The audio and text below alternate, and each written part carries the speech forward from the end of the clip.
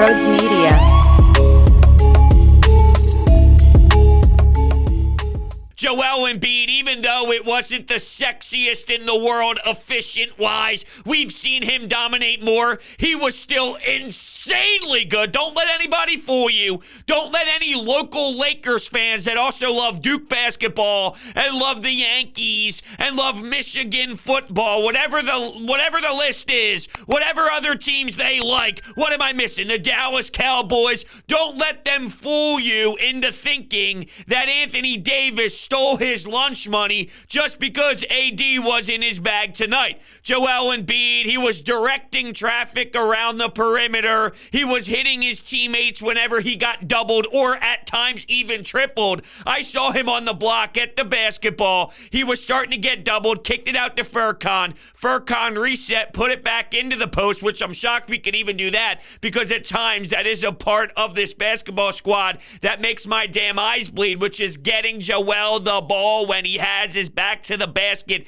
and establishing himself on the block. But anyway, I digress. He ends up going back to Embiid. Embiid's put pressure on the defense. He gets into the paint area. Here's two Lakers defenders swarming down low. So now there's three guys on him. He tries to put it up, misses, gets his own rebound, gets fouled, goes to the charity stripe. Now, there was a problem with him actually knocking down his free throws tonight. I don't know if there's a correlation with just fatigue. There's been some dialogue about is it time for him to get a night's rest and sit down, but the professionalism and the determination of what Joel Embiid has become, I don't think he will allow it. He never wants to take that breather. He never wants a night off. And you could hear him on the post-game show when he was talking to the TNT crew.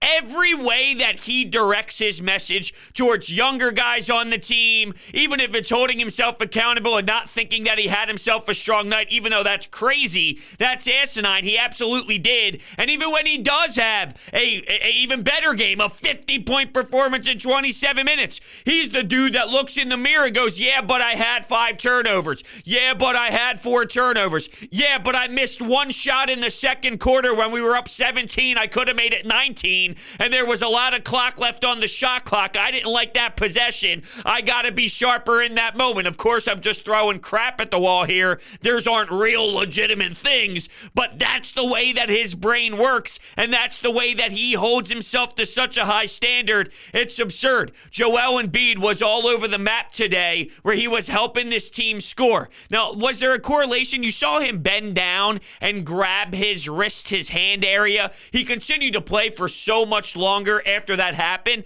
I just wonder, is there something to be said about seeing that moment and all of those free throws, because we are just not accustomed to seeing him miss that many. There's a lot in play here. I think it's more probably just fatigue. And if you remember our last post-game podcast when it came to the Sixers, somebody asked me on the Anytime Hotline, is it possible that when you play this much at this high of a level, at some point you're just going to hit a wall and it's not sustainable to carry a bunch of role players the way that Joel Embiid has? And I think that's fair. And maybe we're seeing that play over 20, 30, 35 games. It seems like every single damn night. I should use every game total, but keep in mind, he did miss some portions of the beginning stages of the season with COVID. So I'm probably right with my assessment with that 30-game marker. So is it fair to say that, it's been so long, maybe that's happening? Maybe. But that doesn't, let's get back on track here.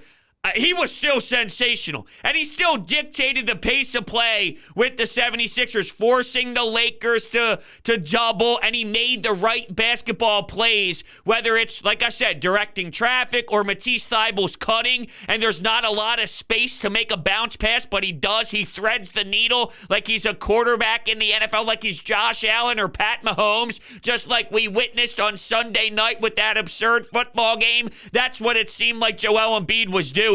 Awesome performance by him. I don't want to downplay the times where he did play bully ball and he got himself so far underneath the basket that as soon as he got the ball, it was up and easy. One fluid motion, bada bing, bada boom. Either a monster jam or he kissed it off the glass for a nice easy 2. Don't let Lakers fans and Anthony Davis fool you into thinking that Embiid wasn't awesome today, because 1,000% he was, and it was an awesome watch. This is so big in the grand scheme of things of Joel Embiid learning how to lead, being ready to win, being ready to be an NBA superstar. And no one wanted to hear it at the time, at 21, at 22, at 23. But go back to what I was telling everybody when they were so disgusted about turnovers and disgusted that he wasn't winning you championships, and then, started putting the blame in all these directions. And I do think that to be fair, I do think that there is a correlation between,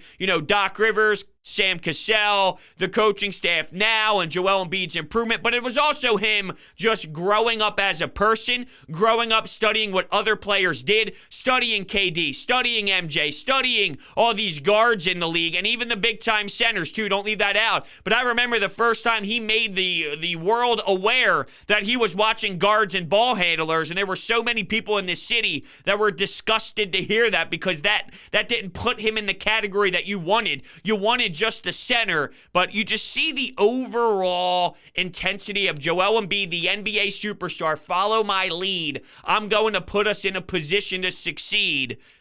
Join me.